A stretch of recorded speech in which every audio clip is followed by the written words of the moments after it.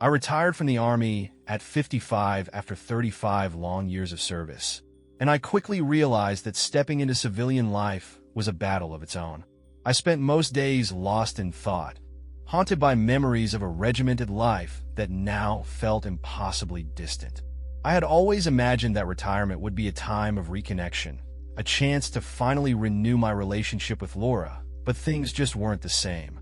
Laura had built a life of her own as the head nurse at a busy hospital, and while I admired her strength and dedication, it also highlighted the growing distance between us. I looked around our home and saw reminders of our past, the shared smiles, the quiet conversations, but now they were replaced by silence and unspoken words.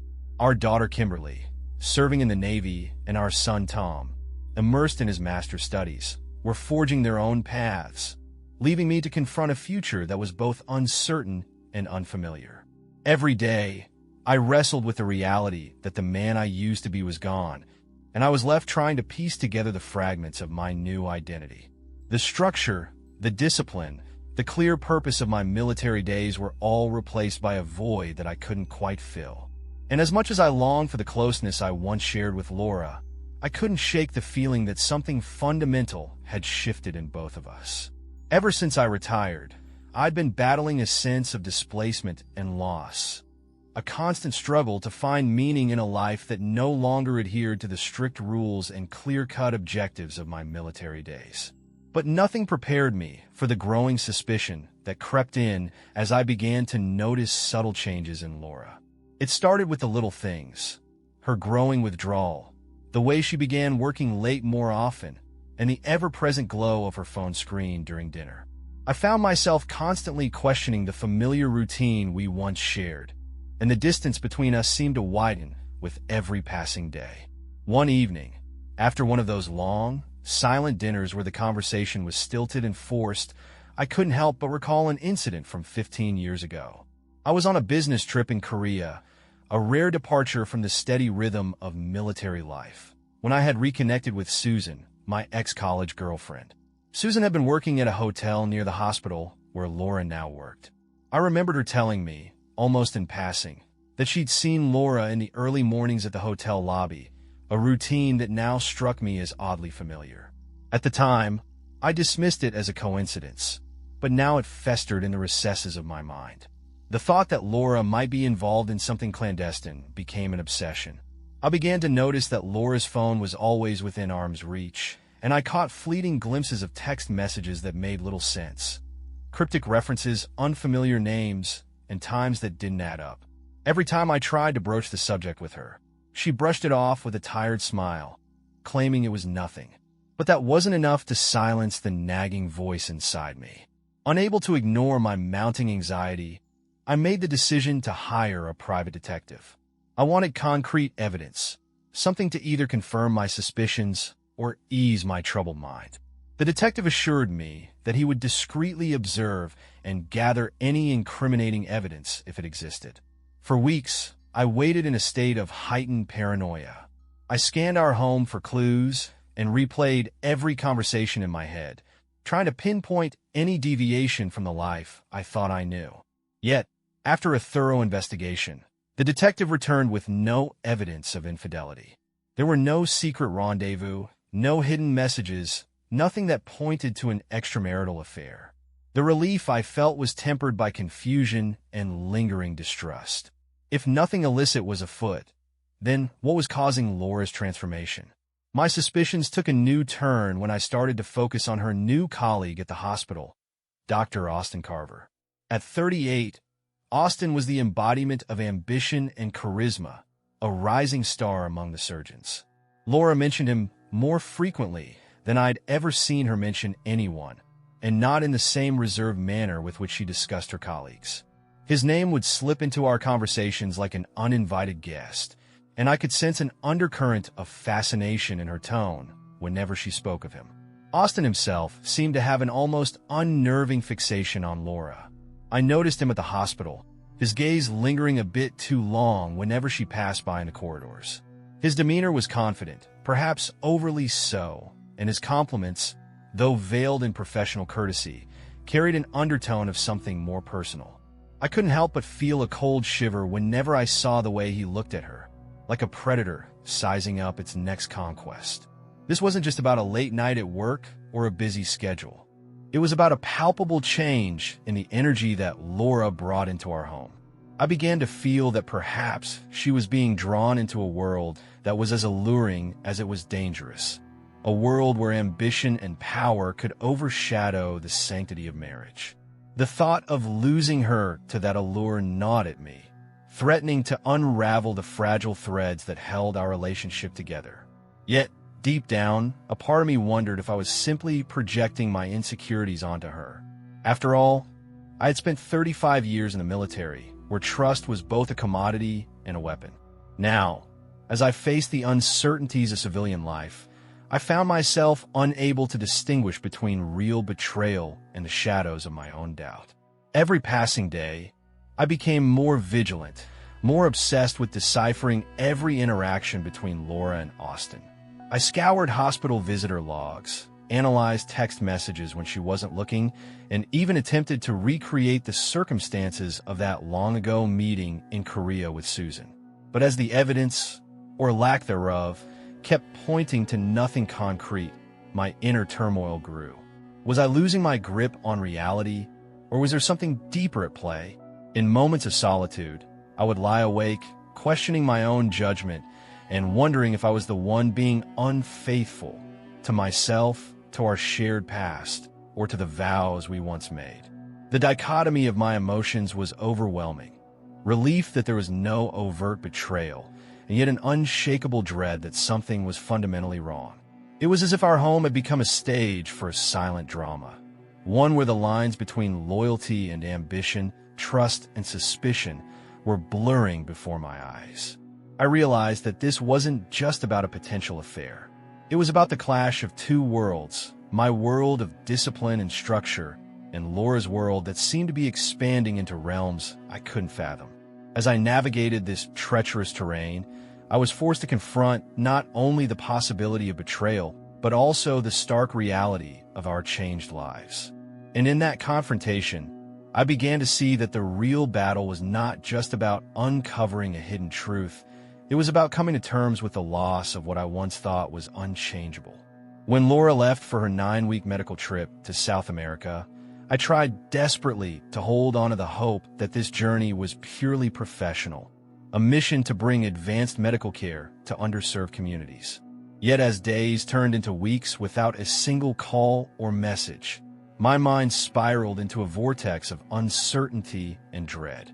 Every hour that passed deepened the chasm of anxiety inside me, and I found myself clinging to the tiniest scraps of hope that she'd eventually reach out to assure me everything was fine.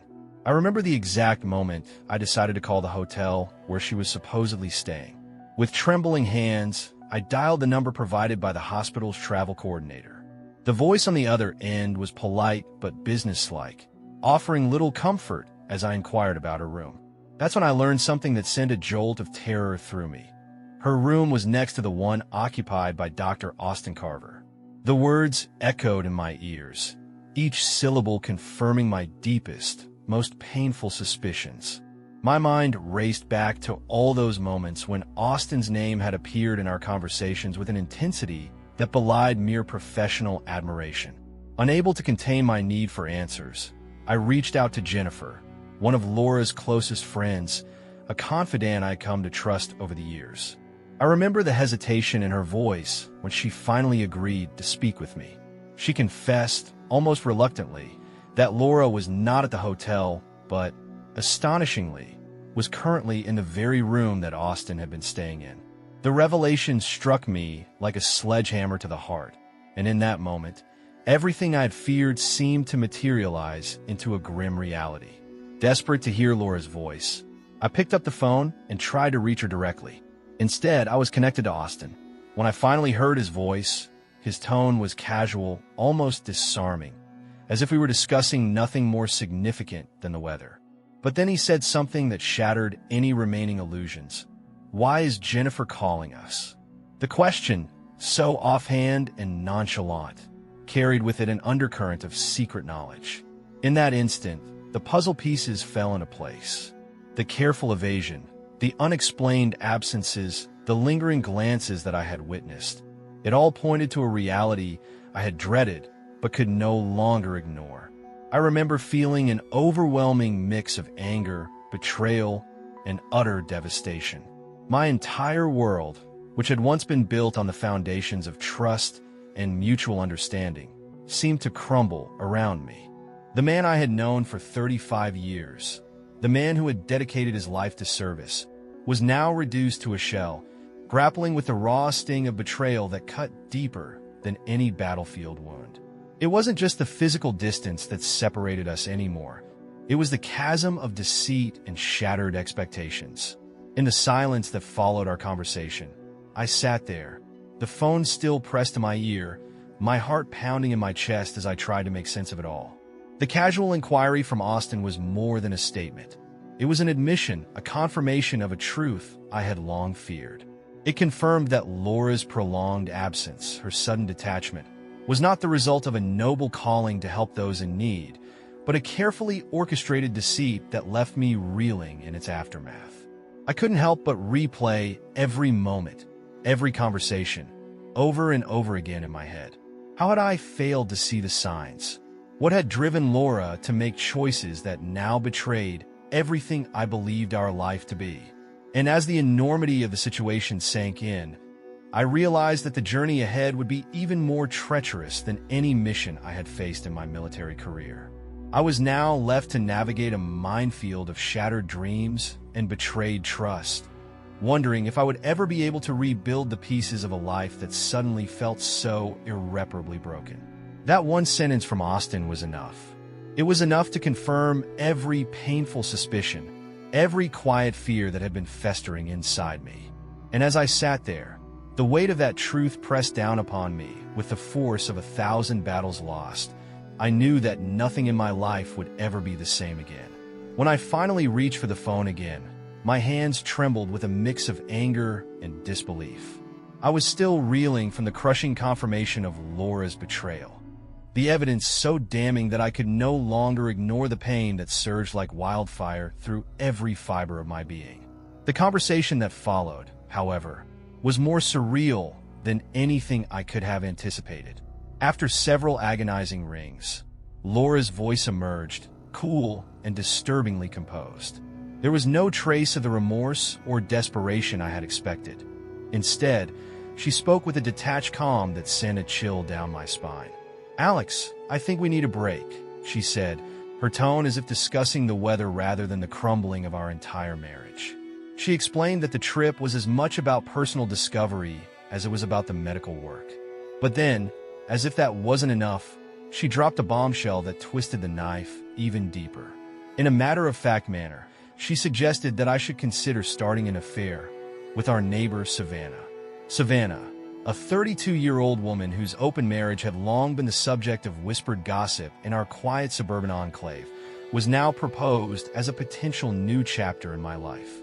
The idea struck me like a lightning bolt, not only because it was absurd but also because it carried the weight of a cruel irony. After 35 years of loyalty and service, after everything I'd sacrificed, her proposal was as casual as it was infuriating. Before I could protest or beg for an explanation, she mentioned that there was a letter waiting for me, a letter in which she had laid out her reasoning, her justifications, and, in a way, her version of our shared history. The thought of reading her carefully penned words filled me with both dread and a strange, morbid curiosity. When I finally held that letter in my hands, I expected something poetic or at least remorseful, but what I found was a document steeped in cynicism and cold logic. In her letter, Laura wrote, "If our love is real, we will forget everything when I return in 9 weeks." Those words repeated in my mind, echoing through the hollow chambers of my heart. It was as if she was daring me to salvage something from the wreckage of our lives. If what we once had was genuine, then time apart and this bizarre, forced experiment in infidelity would somehow erase the betrayal and pain that had come to define our relationship. The idea was both absurd and cruel, as if she were testing my resolve by offering me an ultimatum wrapped in irony. Her letter didn't stop there. She hinted at secrets of my past, suggesting that perhaps I had been unfaithful in ways I couldn't even recall. It felt like an accusation from a stranger who knew all the faults and failures I had buried deep within. Every line of her letter was laced with a venomous combination of sarcasm and regret, as though she were both mocking and mourning the collapse of everything we had built together. As I sat there in the dim light of our living room, the weight of her words pressed down on me. My mind raced through memories of decades of shared hardships, triumphs, and quiet moments of connection, moments that now seemed distant and tainted. I wondered if I had ever truly known the woman I had vowed to love for life, or if I had been blind to the subtle cracks that had slowly developed over the years. Was her proposal simply a reflection of the chasm that had grown between us? Or was it a deliberate act of defiance, a final twist in a narrative that had long been spiraling out of control? The notion of embarking on an affair with Savannah felt both ludicrous and infuriating. I had dedicated my life to discipline and duty, values that now seemed to be mocked by Laura's cavalier attitude toward our marriage. The suggestion that I seek solace in the arms of someone whose life was already so tangled in complications was an affront to everything I believed in. It was as if she were saying that our love had become so conditional, so disposable, that even the sanctity of our vows could be replaced by an experimental dalliance. I tried to muster a response, my voice cracking with raw emotion as I stammered out questions that I wasn't sure I even wanted answers to. "Laura, what do you really want?" I demanded, my tone a mix of desperation and incredulity. But she only replied with a dismissive sigh, as if my pain was nothing more than an inconvenience in her carefully mapped-out plan for the next 9 weeks. In that moment, I realized that our marriage had shifted irrevocably from a partnership built on mutual respect and shared history into a game of ultimatums and psychological maneuvering. Laura's proposal wasn't just a suggestion.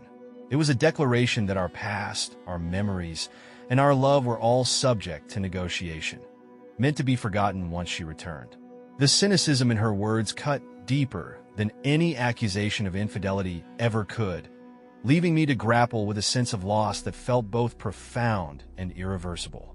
As I sat there, the letter clutched in my hand and my thoughts spiraling into a vortex of regret and anger, I couldn't help but wonder if I was now a pawn in a twisted experiment, a cruel test of whether the love we once shared could truly survive being dismantled piece by piece. The coming weeks promised not only a painful reckoning with betrayal, but also an uncharted path where every decision would feel like walking a tightrope between duty, desire, and the fragments of a life that had once meant everything to me. In the days following that shattering phone call and Laura's nonchalant declaration, I knew I couldn't wait for fate to sort out the pieces of our shattered life. The betrayal had cut too deep, and the moment I hung up the phone, a cold, unyielding resolve took hold of me. I reached out to a lawyer immediately, a man with a reputation for being as no-nonsense as they come. I explained everything, from the late-night calls and the mysterious hotel rooms to that devastating letter and Laura's bizarre proposal. The lawyer's eyes, dark with concern, told me that I needed to act fast. I began dismantling our shared financial life piece by piece. First, I closed all our joint accounts, transferring $150,000 to a personal account that I could control alone. Each transaction felt like a small victory over the man I used to be, reclaiming of some semblance of power. That money wasn't just numbers on a screen. It was my safety net, a lifeline to the future I now had to forge on my own terms.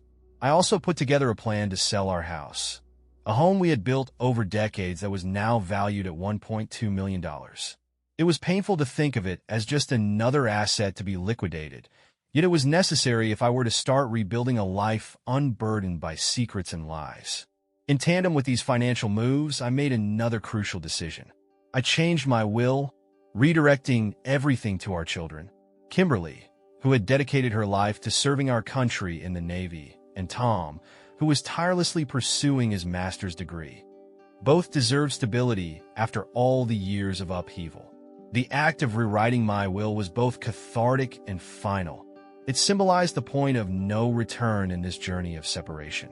I also cut off Laura's credit cards, leaving her with only her individual accounts, a move that hurt more than it should have, but was necessary to protect what was mine.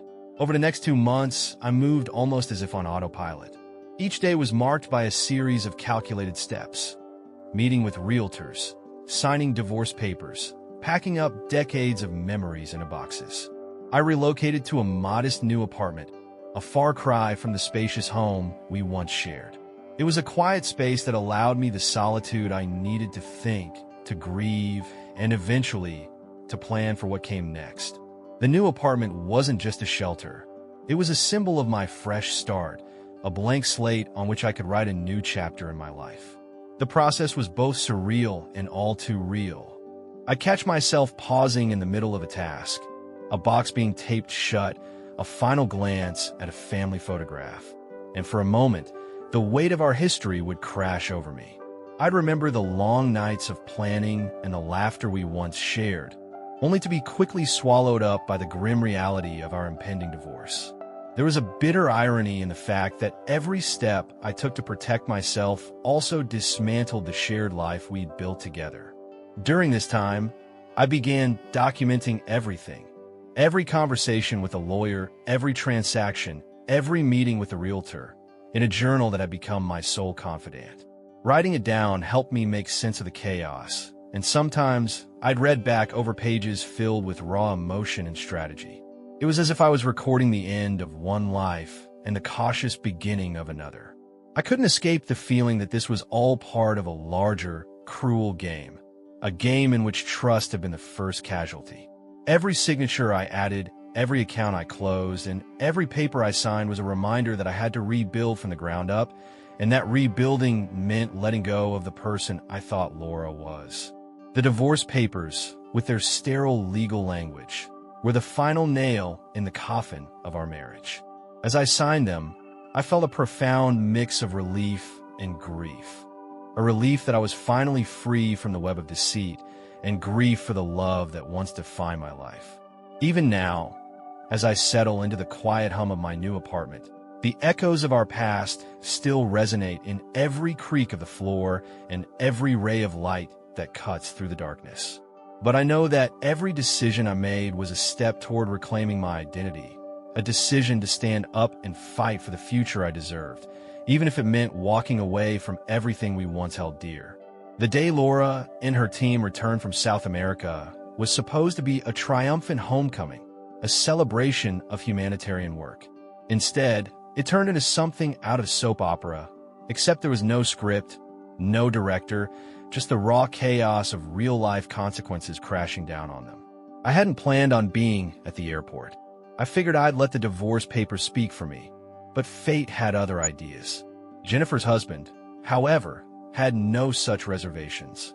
He was there, front and center, waiting with a storm brewing in his eyes. The second the group stepped through the arrival gates, he made his presence known. "You think you could just come back like nothing happened?" His voice rang through the terminal, loud enough to turn heads. Travelers paused mid-stride, some pulling out their phones to record, sensing drama in the air. Laura froze, her face stiffening as Jennifer's husband stalked toward them. "You lied to me. You humiliated me," he shouted. "Did you think I wouldn't find out?" The tension thickened, but that was just the beginning. Because while Jennifer's husband was making his grand speech, someone else was making a move of her own. Austin barely had time to blink before his wife, Megan, stormed up to him, fury radiating from every inch of her body. "You absolute piece of garbage," she spat, and before anyone could react, she swung her fist. The sound of impact, bone meeting flesh, was sickeningly satisfying. Austin staggered back, clutching his bleeding nose, his eyes wide with shock. Megan wasn't done. She lunged again, her voice cutting through the terminal. "You threw everything away for this?" she snarled, her gaze flicking to Laura. A married woman? Security rushed in, pulling her back just as Austin's legs gave out beneath him. By then, the police had arrived, trying to de-escalate the scene before it turned into an all-out brawl. Cameras flashed. Whispers turned into full-blown gossip. Laura looked utterly shell-shocked, her confident demeanor cracking for the first time. She had always been good at controlling situations, but this was something she had no control over. Within hours, the scandal had spread like wildfire. The hospital board was furious. The charity that had funded their trip, an organization built on integrity and goodwill, wanted nothing to do with them. Their once pristine reputations were now stained beyond repair. But the real nightmare was just beginning for Austin. He returned home that evening, presumably to lick his wounds and strategize damage control. But someone had other plans for him. The details were fuzzy, intentionally so. No one came forward. No cameras caught what happened. All that was known was that at some point that night, someone paid Austin a visit. By the time the police arrived, they found him bloodied and battered, 6 of his fingers broken, several teeth knocked out. And on the wall of his house, spray-painted in bold, menacing letters, was a simple warning. Stay away from married women. It was a message that couldn't have been clearer. Whatever arrogance he once had, whatever smug confidence he carried, it had been beaten out of him. When I heard the news, I didn't feel satisfaction. Not really. There was no victory in any of this. Just the grim reality that actions had consequences, and sometimes those consequences were more brutal than anyone could have predicted. As for Laura, she had yet to reach out. Maybe she was still trying to salvage what was left of her reputation. Or maybe, just maybe, she was finally realizing the weight of the choices she had made. 9 weeks had passed. 9 long weeks since Laura had walked away without hesitation. Since she had sent me that ridiculous letter suggesting that we could just forget everything once she came back. 9 weeks since I had started rebuilding my life from the ground up, cutting every tie, selling the house, moving forward while she played house with Austin in another country. And now, she was back. Her first attempt was through a text. "I'm back. Please, let's talk." I stared at the message for a long time. My thumb hovered over the screen, but there was nothing to say. Nothing I wanted to hear. I locked my phone and put it away. The calls started after that. Each one went unanswered. I wasn't going to give her the satisfaction of hearing my voice, of pleading or yelling or demanding explanations that I no longer needed. I had all the answers I needed the moment Austin picked up that phone in South America. Then one evening there was a knock at my door. I knew it was her before I even looked through the peephole. There was something about the stillness of the air, the quiet insistence of the knock, the way my chest tightened like a subconscious warning. I hesitated for a brief moment before opening the door, not because I had anything left to say, but because I needed to see the end of this, to close the chapter once and for all. And there she was. Laura looked different, not in the way I had imagined. No visible shame, no signs of guilt carved into her face. If anything, she looked expectant, as if she believed she could still spin the situation to her advantage, as if she could still fix things. "Alex," she said softly, "we need to talk." I met her gaze with a calmness that surprised even me. There was no anger left, no sadness, no desire for closure. Just an overwhelming certainty that I wanted nothing more to do with her. "No, Laura," I said, my voice steady. "We have nothing to talk about. You made your choice. Now live with it." Her expression faltered. For the first time, I saw it, the realization, the sinking weight of her actions settling in. She had expected resistance, maybe even bitterness, but she hadn't expected indifference. And that was what truly broke her. I didn't wait for her response. I didn't want to hear excuses, apologies, or half-hearted attempts to rewrite the past. I closed the door, locking away not just the conversation, but the entire life we had once shared. And I never looked back.